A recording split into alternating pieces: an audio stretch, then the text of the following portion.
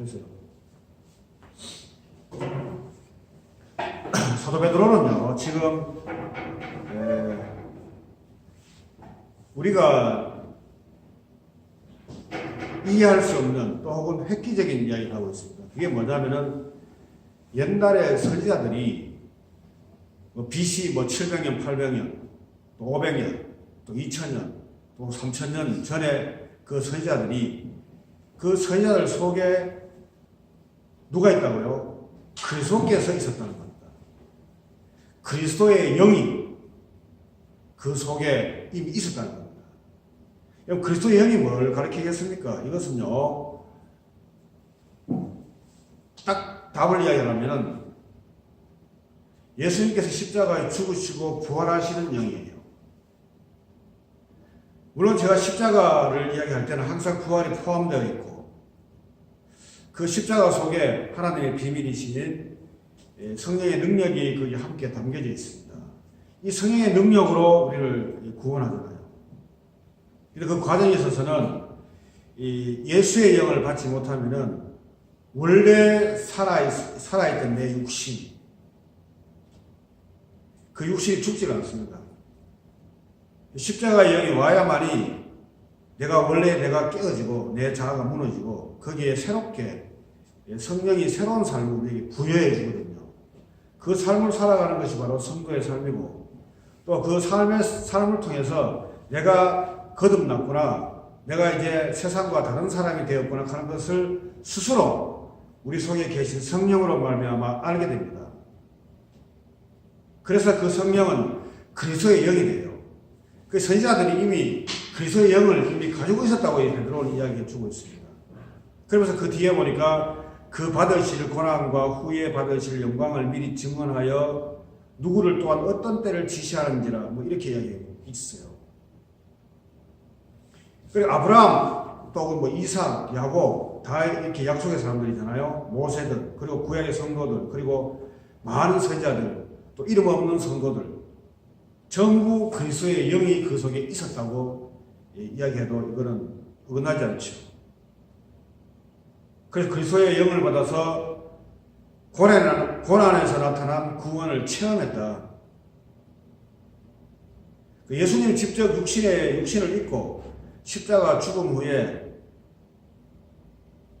다시 구약 사건들을 봐도 그렇게 우리가 이해를 하고 말을 해도 가능한 것이 뭐냐면은 이미 베드로의 사도가 계시를 받아서 구약의 모든 선지자들도 그 속에 그리스도의 영이 있었다고 증언을 해주고 있기 때문에 그렇게 여러분들 말해도 아무 관계가 없어요. 왜냐하면 사람은 시간을 거꾸로 올라가서 갈 수도 없고 그렇게 역행해서 말할 수도 없어요. 그런데 이 베드로 같은 사도가 예수님의 영을 받아서 계시를 받아서 우리에게 이야기해 주기 때문에 이것을 믿으면은 시간의 역행도 가능하다는 겁니다. 그래서 예수님 십자가의 죽으심의 완성을 통해서 구약의 모든 사건들을 해석해 볼 때 다 예수님을 말하고 있더라. 왜냐하면 선지자들이 예언한 것, 모세가 말한 것, 아브라함이 말한 것, 이삭이 겪은 것, 요셉이 체험한 이 모든 사실들이 그리스도의 영이 그 속에 있었음으로써 그리스도의 영을 보여주기 위해서, 그리스도의 영을 보여주기 위해서 그들이 이 땅에 있었다. 그렇게 여러분들 볼 수가 있는 겁니다.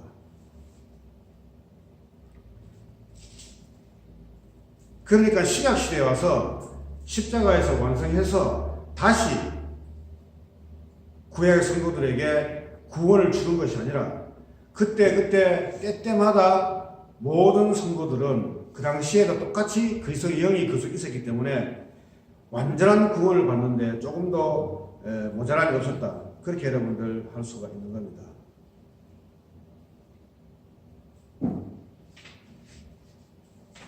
그러니까 아브라함은 아브라함에게, 요셉은 요셉에게 완전하게 우리 예수님께서는 그들에게 영을 주셔서 그 영으로 말미암아 참된 하나님을 알고 구원의 약속 사람들이 되었다. 이렇게 여러분들 구체적으로 이야기해 주고 있는 겁니다.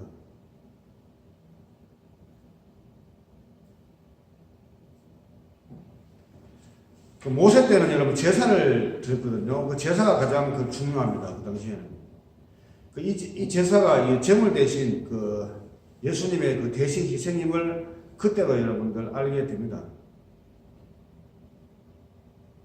그 문제는 뭐냐면 이스라엘 중에서도 제사를 드리면서도 이 대신 희생자 때문에 내가 제사 안 받고 축복받고 하나님께 갈 수 있다는 사실을 모르는 사람들이 여러분들 많았다는 겁니다. 아는 사람은 왜 합니까? 하나님께서 알게 해주셔서 알아요. 그래서 여러분들 구원은 비밀이 됩니다. 지금도 마찬가지입니다. 공개된 예수님을 이 그리스도의 영을 통해서 아는 자 외와 그 영을 믿지 않고 그냥 육신으로 예수님을 배우고 알아서 믿는 자, 이게 같이 함께 공존하잖아요. 전체 교회 속에서. 육신으로 예수 믿는 사람은 영으로 예수 믿는 사람과 완전히 상반되기 때문에 그들에게는 하나님의 구원은 비밀이 되어버려요. 알 수가 없다고 하죠. 그 10분의 교회에서 제가 늘 말씀드렸듯이 믿는다 하는 가운데서도 저희와 너희를 구분하는 거죠. 그러니까 말이 있지 않고 아름다운 어떤 그 설득이 있지 않고 성령의 나타남과 큰 확신을 한다 했습니까? 복음을 아는 사람이 복음을 전할 때 반드시 이렇게 구분되어지는 능력이 나타나지죠. 그게 성령의 나타남이에요.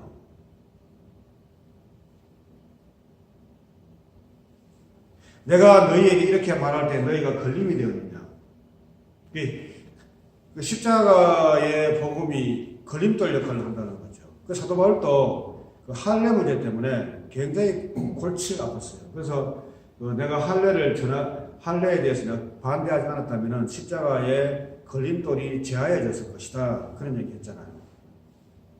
예수님께서 이루어놓은 복음의 완전한 것은 어떤 티도 흠도 있으면 안 돼요. 인간은 살면은 흠과 티가 인간적으로 봐도 상당히 많음에도 불구하고 예수님이 대신 희생했기 때문에 그 죄 안 묻습니다. 예수님은. 하나님은 우리 보고 구원하는 게 아니라 예수님의 대신 희생 보고 용서하고 축복하고 다 하거든요. 그 덕분에 우리가 그 관계 덕분에 우리는 의롭다함을 이미 선언받았어요. 수없이 말합니다만 그것을 우리가 우리 아이디어로 이용해서는 안 된다 했습니다. 될 수 있으면은 인생이 짧은데 어떻게 하면 하나님의 은혜가 될 것인가? 어떻게 하면 이 공동체의 덕이 될 것인가? 사회에서도 그렇고 일터에서도 그렇고 가정에서도 그렇고 또 교회에서도 그렇고 모든 사람들을 자기 소유라 생각하지 말고 하나님이 붙여준 하나님의 그 공동체라 생각하고 그들에게 어리든 나이가 많든 나이가 많이 드셨든 아니면 나이가 어리든 간에 하나님의 그 모든 사람들을 생각하고 예수님의 말씀을 이렇게 보여줄 수 있는 삶. 그거 하기에 여러분 우리는 바빠야 됩니다. 왜? 인생은 짧기 때문에.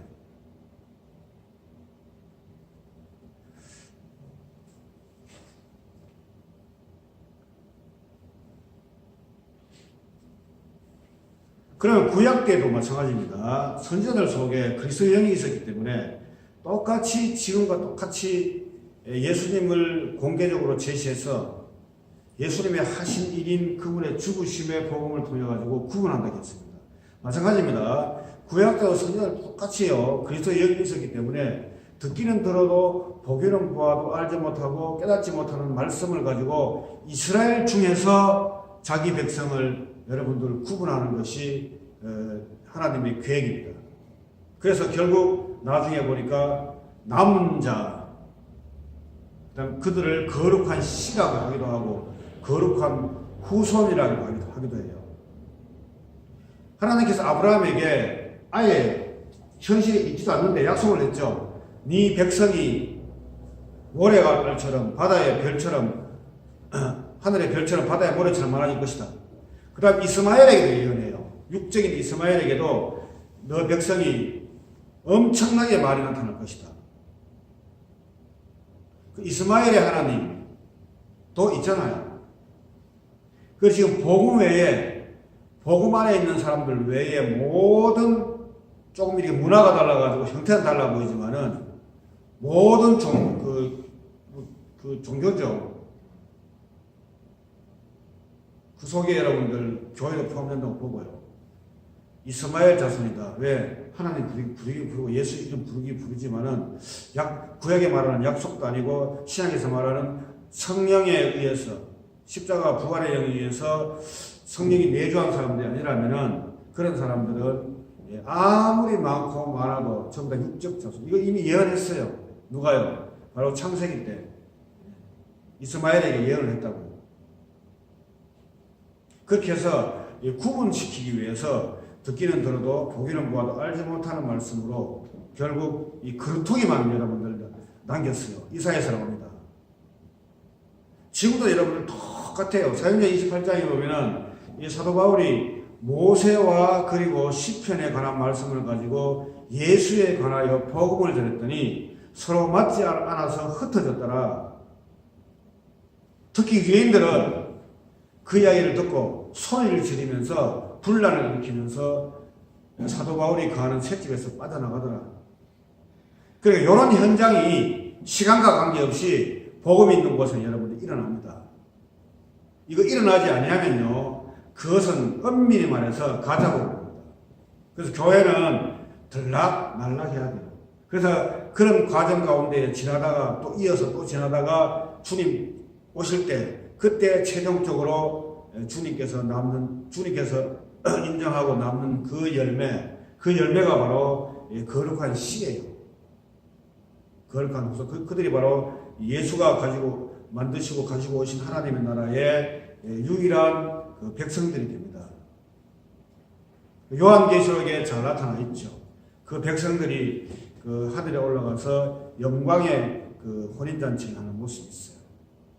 그 외에는 모두가 그 영혼은 버림받는 그 자들이 여러분들이 되어버립니다.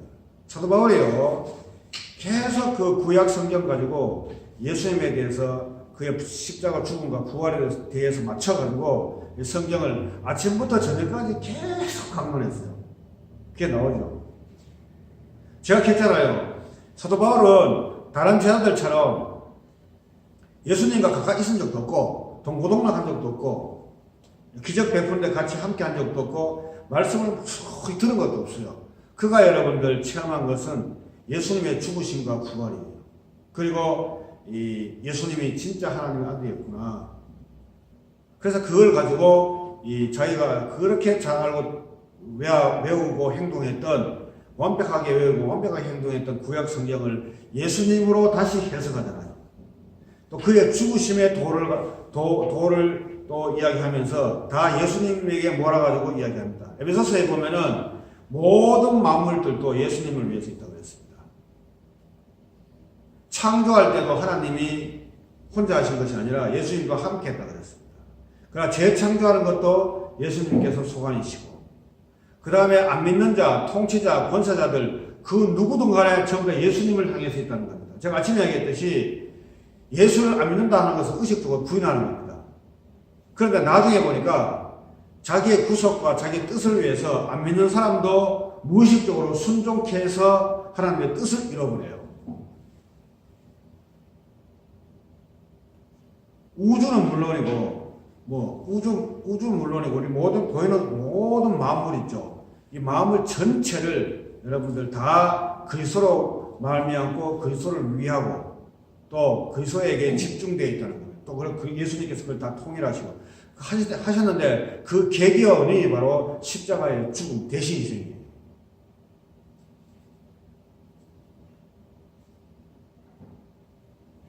예수님의 궁극적 목표는 뭐냐면 자신의 영을 받아서 복음을 선포하고 그 중에 단 한 명이라도 같은 영이